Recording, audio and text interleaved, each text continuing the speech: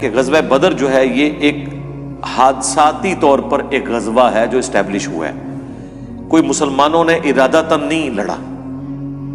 اس کے پیچھے ریزن وہی جو میں پہلے بیان کر چکا کہ غزوہ بدر اصل میں عذاب استیصال کی پہلی باقاعدہ قسط تھی جو کافروں کے اوپر اللہ کی طرف سے سورہ التوبہ کی آیت نمبر 14 میں جو آیا کہ مسلمانوں کی تلواروں سے عذاب دیا جائے گا انہیں، جس طرح کے اگلے رسولوں کے انکار کرنے پر اللہ کی طرف سے غیبی عذاب آتا تھا، اس کیس میں صحابہ کی تلواریں جہاد اور قتال کی شکل میں مسلط ہوئی۔ یہ رسول اللہ کی خوبی ہے۔ دوسری نبی صلی اللہ علیہ وآلہ وسلم کی خوبی یہ ہے کہ اگلے انبیاء کا معجزہ دعوی نبوت والا وہ ٹینجیبل فارم میں فزیکل فینومینا آف نیچر کو توڑنے والا ہوتا تھا۔